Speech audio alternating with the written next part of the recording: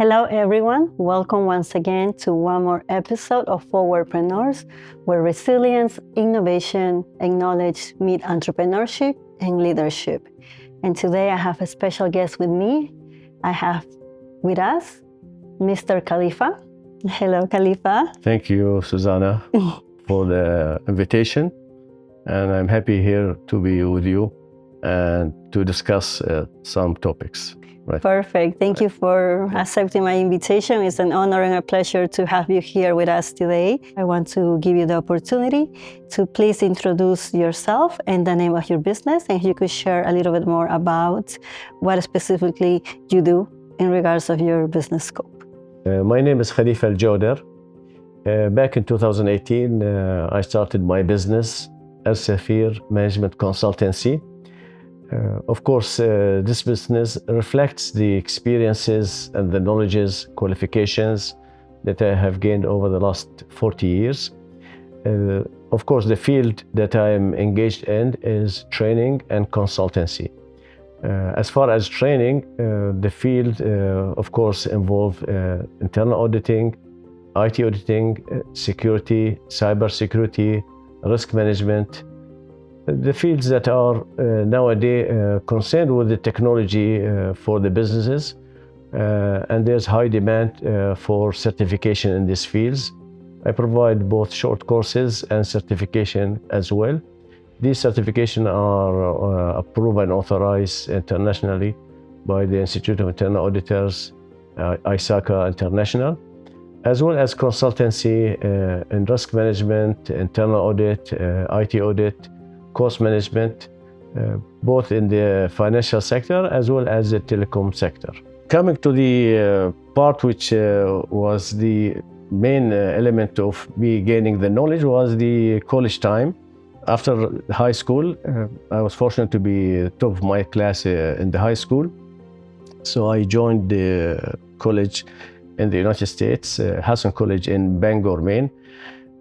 I enjoyed the time there, although it was more of a nature beauty country. I'm sure it was a quiet experience. Yes. How was it when you first arrived as a college student coming from here to... It was, of course, cultural shock for me, coming from, of course, Bahrain at that time, developing greatly, but still not as developed as the United States. So when I arrived in Bangor, Maine, I felt the cultural shock. Although I was able to adapt to it quickly, because although the weather in Maine and most of the year is freezing cold, but the people were warm.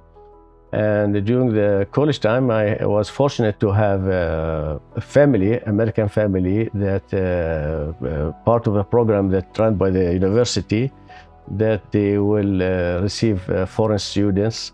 And I was grateful to Roger Wilson and his wife Sally, whom I still in contact with them. That's wonderful. You still keep in connection with them. Yes, so these are treasured memories. Part of my time studying was in the States and part of it was in UK, because I did my chartered accountancy in UK. And that was also an excellent experience to visit a country as great as Great Britain. Thank you for that introduction. I see that you have a variety of experience and you have acquired a lot of knowledge and experience from different sectors. You've been in the public sector and private sector as well. And education-wise, you had the opportunity to go to the US and experience everything at such a young age. Right. What would you tell students that are thinking about going abroad and studying, whether it's in the US or UK or any other countries, if they're like, let's say, not sure where to go or not, coming from your perspective? Yeah. Of course, when I joined the college in the States in the early 80s, still education was at the start here in Bahrain at the level of colleges and universities. There were very limited universities in Bahrain. We had also Gulf College and a few of other colleges in Bahrain.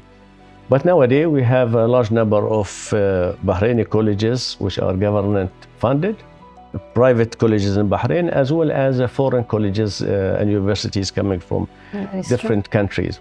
The good thing is that students can avail of the great university education in Bahrain, but still the experience to be part of a different culture, right, like the United States or Europe or Canada, is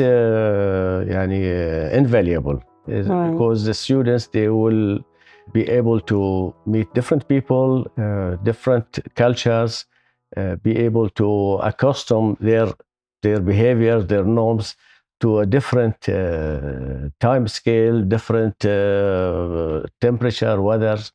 Now, it depends on the student themselves which field they want to study. Correct. And it depends whether they can live in a, let's say, when I went to Bangor, Maine, it was very cold country. But compared to other cities like in the United States, like in Florida or California or Texas, they have weather which is similar to our weather here. Right. So it depends where you want to. Where in the US you want to study, or even in Europe, because some part of Europe is similar weather to ours. Yeah. Still, students, they have to gather information about the university they want to study, the majors, and of course, financial matters do have an impact. Yeah, because some universities will be more expensive than others. So that is right. Yeah. So they have to take all these things into account. And I'm sure also students from the US and Europe, they also have an interest in, or should have an interest in coming here to the Kingdom of Bahrain and have the opportunity to go to any of these amazing universities that we have, that the Kingdom has established here. Right. And it's an opportunity both ways, right? To be able to interact with a different culture and also to get exposed to different ideas, different everything. Is that diversity goes both ways, right? Of course. Nowadays, most of the countries are all having open systems and comparable educational programs. And it's easy nowadays to search for educational establishments in different parts of the world. And of course, Bahrain is one of the most liberal countries in the region. And as you know very well, our community, our culture are open to anybody to visit and to share their knowledge. And we share with them our also culture. Exactly. Well. Yes, I always share with my global audience that Bahrain is a very welcoming country, and they welcome you regardless of your, country of origin and religion. It's a very open country where coexistence, it's part of it. So any students from anywhere that want to come here, they will really benefit from the diversity that we have here in the Kingdom. There's people from different countries, and it's totally an amazing opportunity. If I was younger, I would be definitely coming here to Bahrain and go to the university, sign up for any of those programs. I really love the culture here. And Mr. Khalifa, like he said, he enjoyed going to the US and study, but I'm pretty sure that the other way around will be as amazing as going there. Of course. Learning is a never-ending journey. And in my field, learning and self-education is a must. Exactly. To keep up to date with the knowledge. And talking about your field and knowledge, I wanted to know a little bit more about your field. So I know you do different things. And I wanted to start with some of the leadership that you do here in the Kingdom of Bahrain. I know there's many societies that you are involved where you are the founder or mentor or leader. So I wanted to know, what's your leadership style here? Right. And how do you use your personal values when it comes to leadership? Right. Of course, leadership is something that you learn throughout your life. and you adopt your leadership based on situations. The first leadership lesson I learned is, of course, when I joined the government and Batelco. My leaders, my officers, they taught me a lot of lessons, to be committed to work on time, to be committed to assignments, to report all issues timely. So all of those issues have grown up with me. Now, when I obtained my first 2 certifications in the early 90s, Certified Internal Auditor from the Institute of Internal Auditors in the US, and the second one is Certified Information System Auditors from ISACA, also in US. I, of course, wanted to experience leadership roles through establishing a society for professionals. So when I searched for a professional association in Bahrain, the one that was closely related or to a certain extent related to our field was the Bahrain Accountants Association, which was established in 1971. And I was fortunate to meet Mr. Jamal Fakhru, who is now the vice chairman of the Shura Council, who was also a role model for us. And when I met him, I was inquiring about the societies. And what I learned from him is that voluntary work doesn't cost a lot of money. It requires a lot of efforts from people to organize events, to commit to serving members of associations. So from that point, I decided that I wanted to take a leadership role in societies. And commit to it. Yeah, commit to it. So I started communicating with the ISACA to establish a chapter in Bahrain. At that time, it was difficult to establish societies in the 1990s. Something new. It was something new. So in 2001, at the start of the reign of our King Hamad, there was an order to allow professional societies to be established to a great extent. And I took the opportunity and we formed a society for the ISACA in Bahrain. And then in 2010, ISACA offered us the license to start as a chapter. So we left the society with a chapter. And from that point on, we have grown our membership from 25 members to now standing strong with 350 members. Amazing, yeah. 350 members. Yeah, for a small country like Bahrain. Exactly. But there is also opportunity because ISACA is not also only serving auditors, they are serving the security, the cybersecurity, the risk management field. So it is more than auditing, it's a lot more inclusive as far as the governance sphere. And in 2018, also, I was lucky to start the Institute of Internal Auditors chapter in Bahrain. And these 2 chapters are now flourishing. And my role is to provide them with support as an advisor to both societies.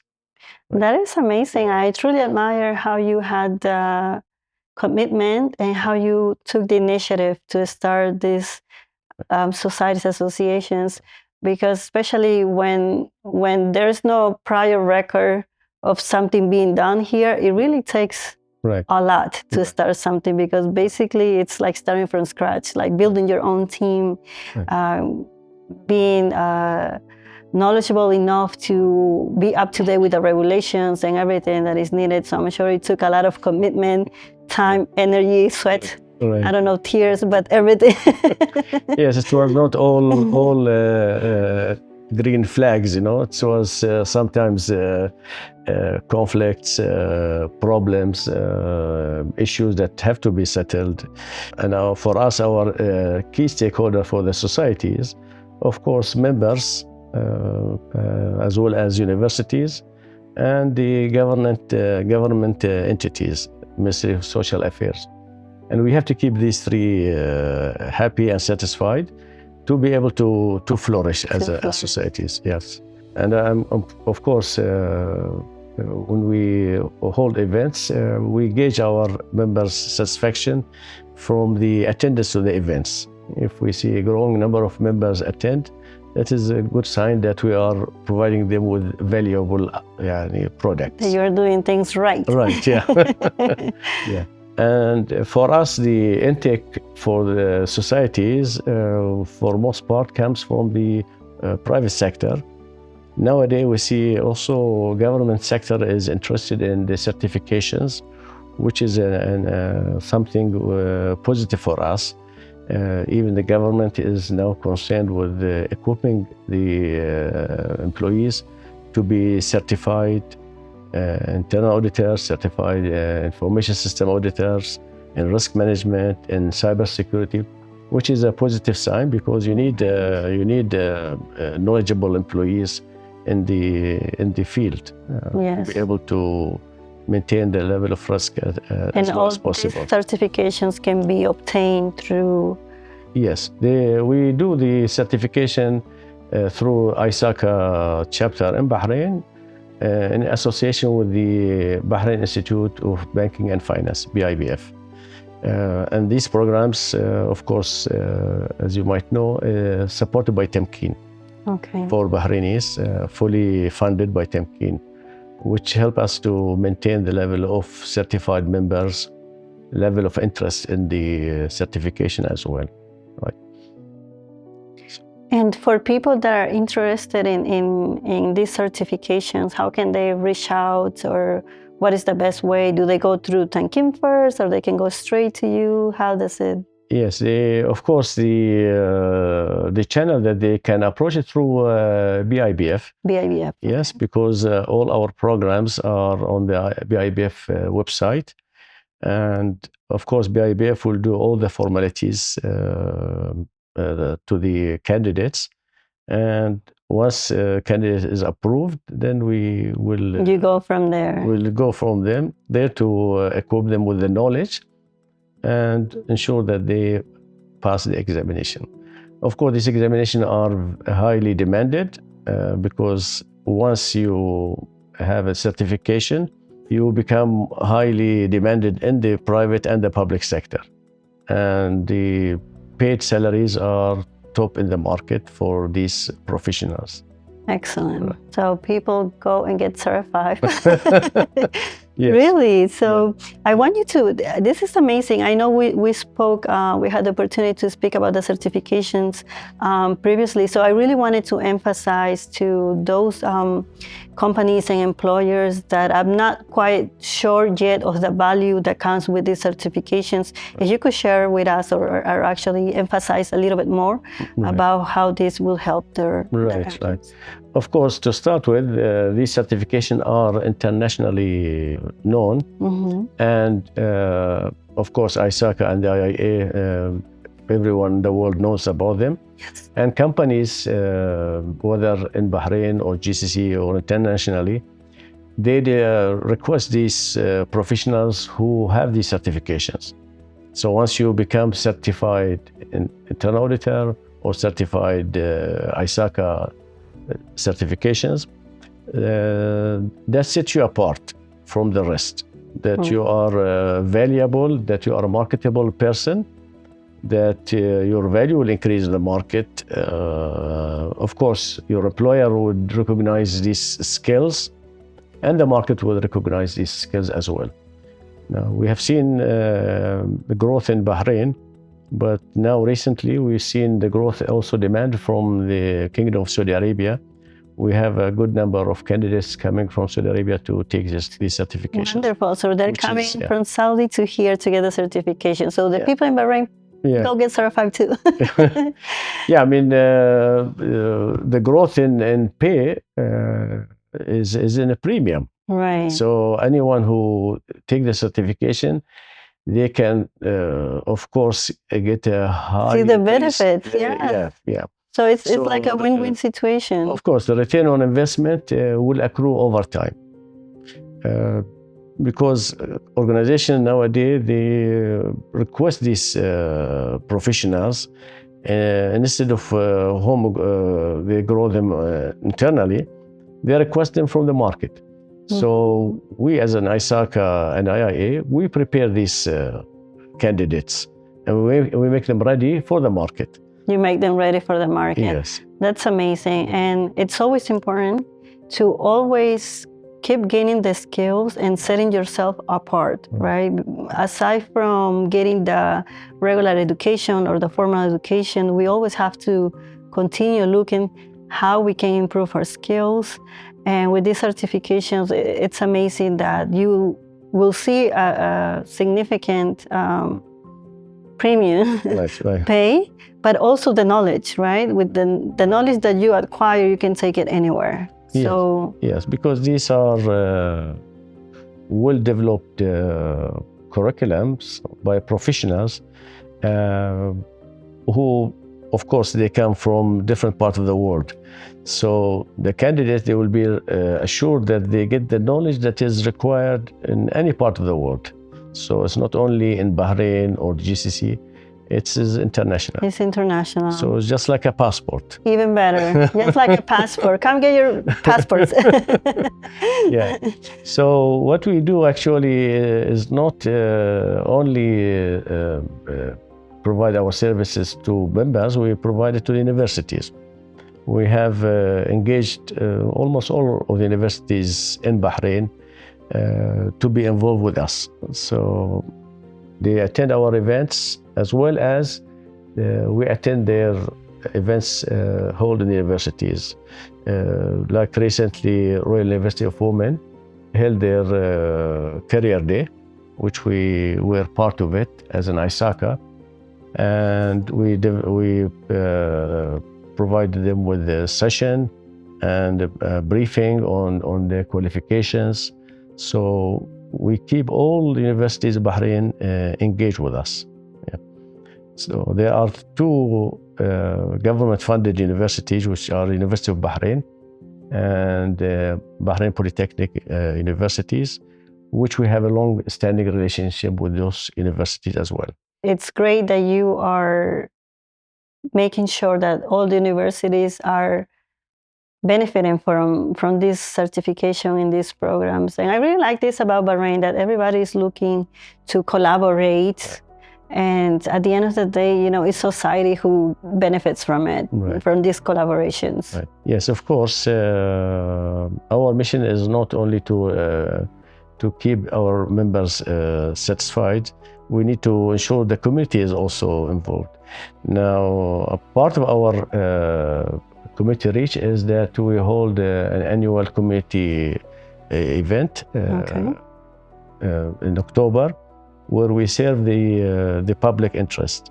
So one year we did the beach cleanup, and one year we did the community service with Royal University of Women. We were involved with them in their career day, as well as other universities. They join our events for the community day as well. So it's a collaboration among both parties. Right.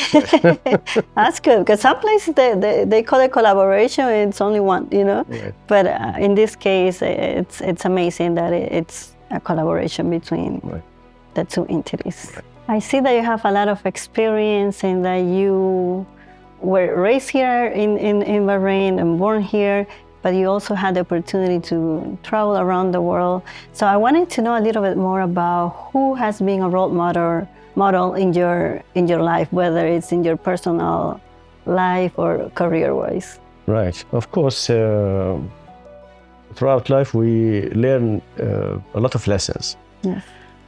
And some lessons, they stay with us for as long as we are living.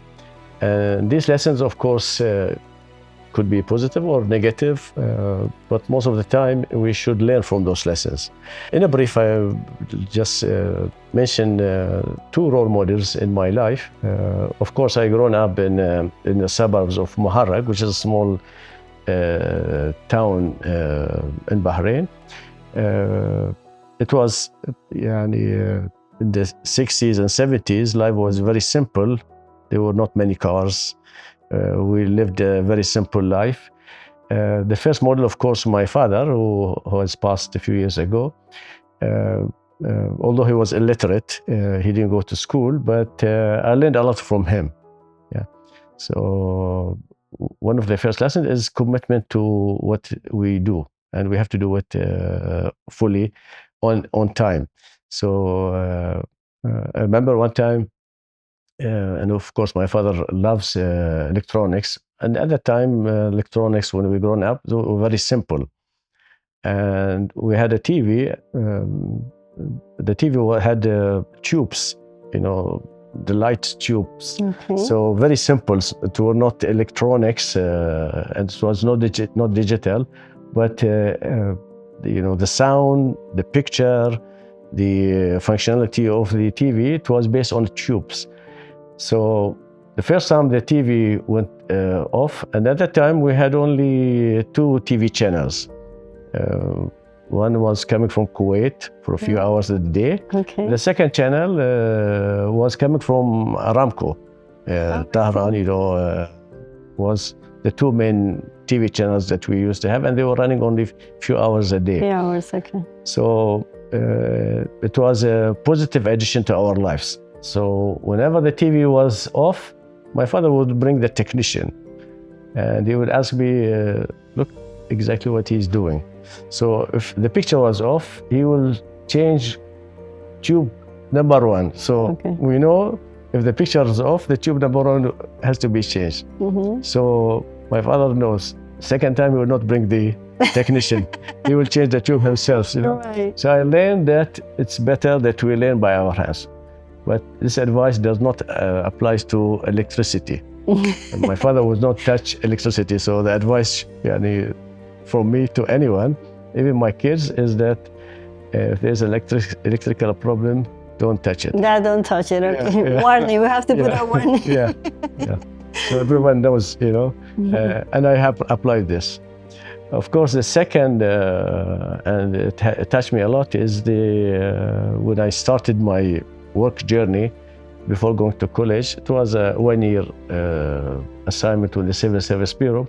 At that time, we had an advisor coming from the United States, and I remember his name because he taught me lessons, a lot of lessons. His name was Phil Bohart. He was a retired civil servant employee in the United States, but he had a great deal of experience at that time. So my first job was an office assistant. I was assistant to the secretary. And at that time we had typewriters. We didn't have word processors, we didn't have computers, so no laptops. So the first assignment, Phil Bohart called me and he said, come to the office. I went to his office and he gave me a piece of paper, scribbling. I couldn't write it. It looks like a doctor's note. It's a doctor's note. I said to him, Phil, I don't understand what you're writing. He said, which one you don't understand? You cannot read? I told him everything. I cannot read. The whole thing. He said, see, now I'll tell you all what I have written, and I want you to type it on the typewriter.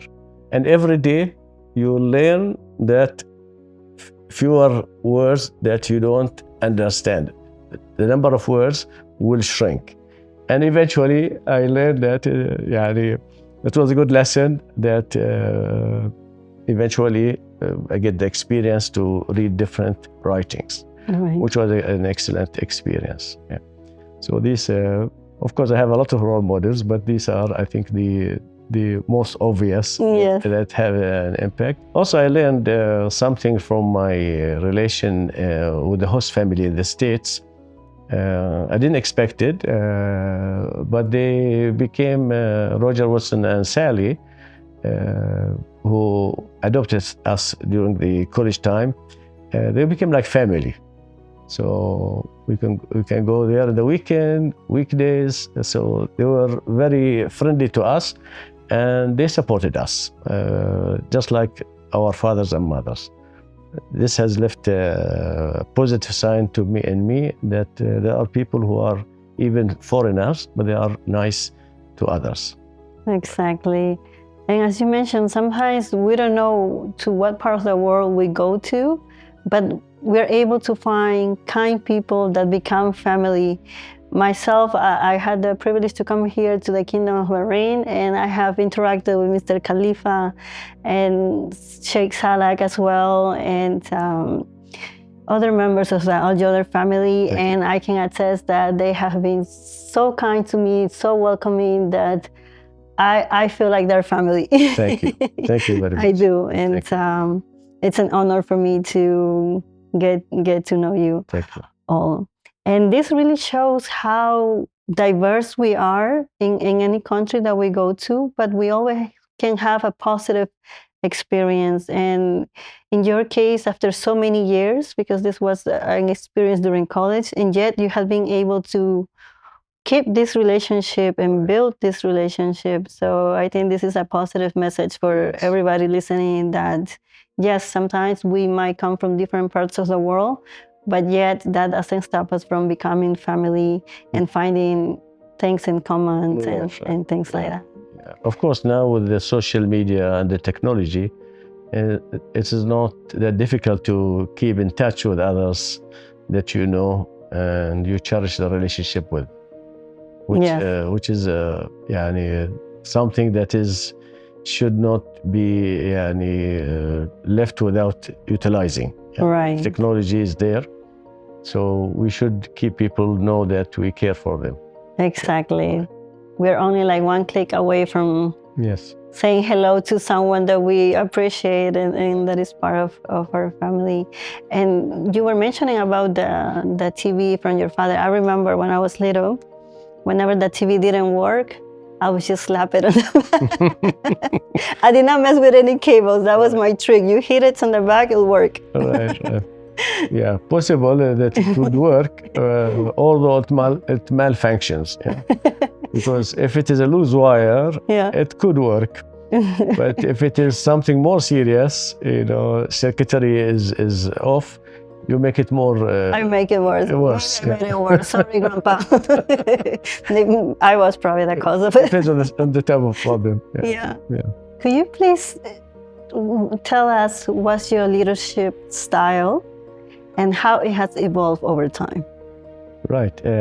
Of course, my leadership style have grown up, and I learned a lot from my seniors.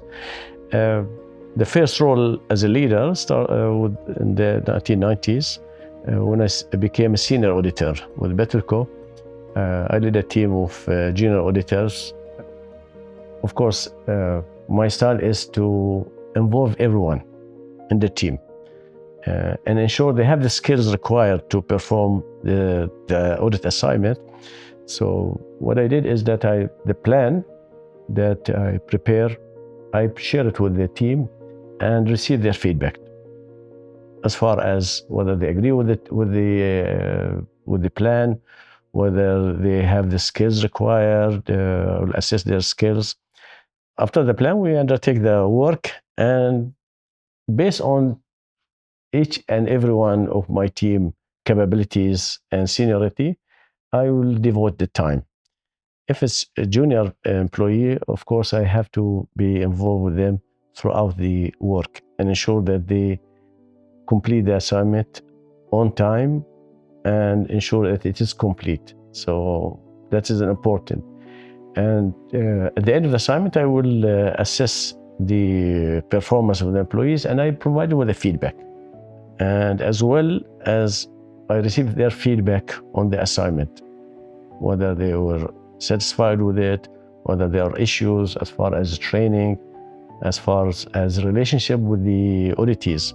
Because important that when we do the assignment is that we maintain a positive relationship with the clients, because we need to make sure that this is a long-term relationship. Right. So we need to make sure that when we do the assignment, we do it in a more proper, planned, timely, and with informing the clients that we are there.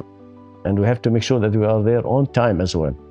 We don't arrive late, and we don't arrive unannounced, because it's important that the client is aware of our presence and aware that we are coming at what time. So that's important. And of course, for us, is that the client has to be aware of the scope of the assignment and what they expect out of the work that we are performing. From that, they will be looking in a positive manner, contributing to the work that we perform. Because when we do the assignment, it has to be both ways, give and take between us and the employees that we are performing the audit on them. Right. Yeah.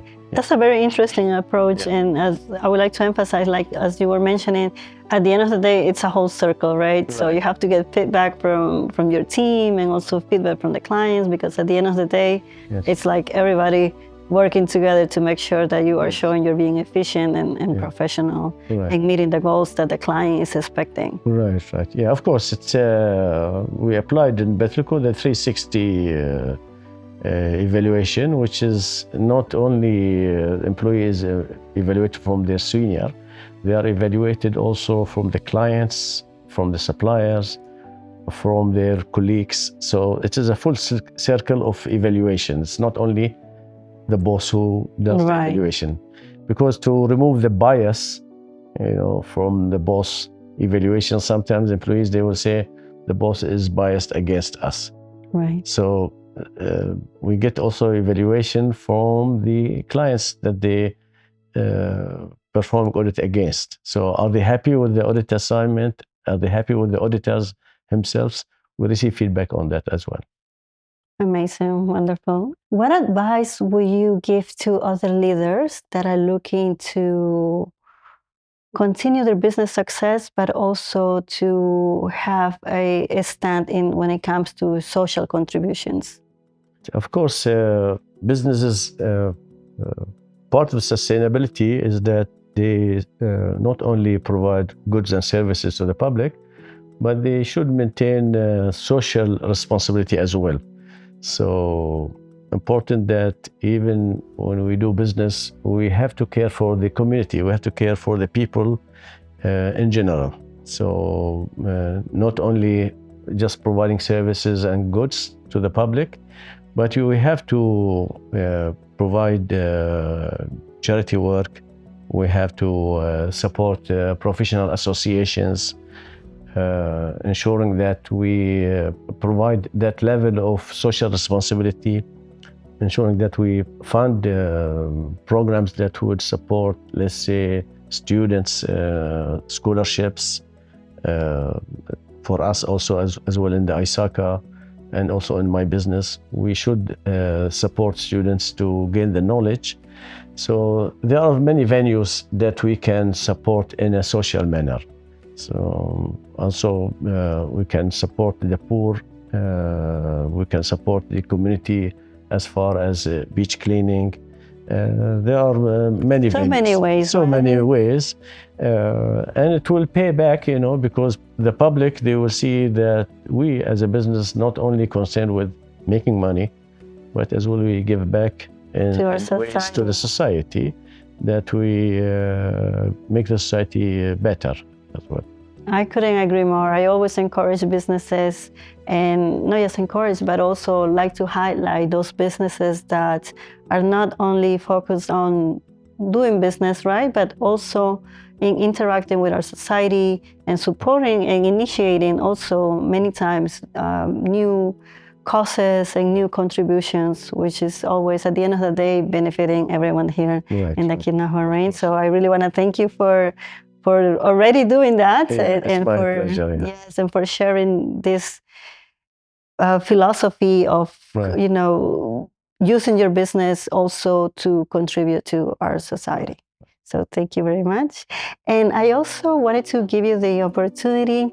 We had an amazing conversation. You have shared so many advice and your story and your trajectory in the field and social causes. I wanted to give you the opportunity to share any takeaways, any other advice, or anything that you have upcoming, whatever else you want to share with our audience. Right. Of course, the journey is never ending. And as long as there's a way that we can support the community, it's our pleasure. everyone who knows me, they know that I am here to support.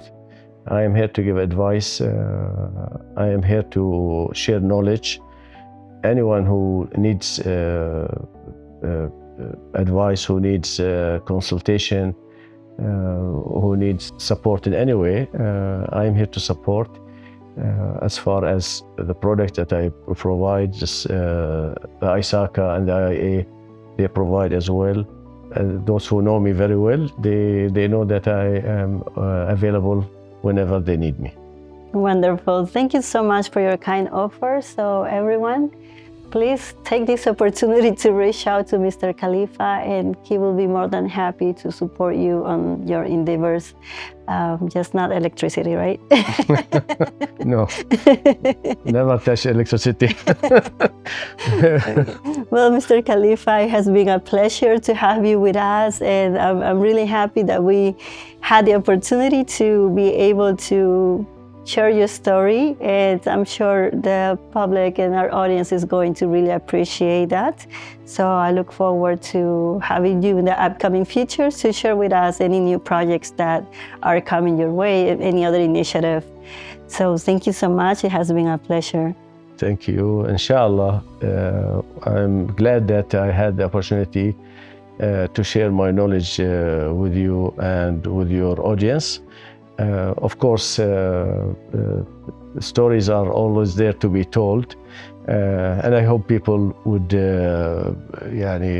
gain from those stories and insights that will help them to shape their future. For sure. Thank you so much. Goodbye.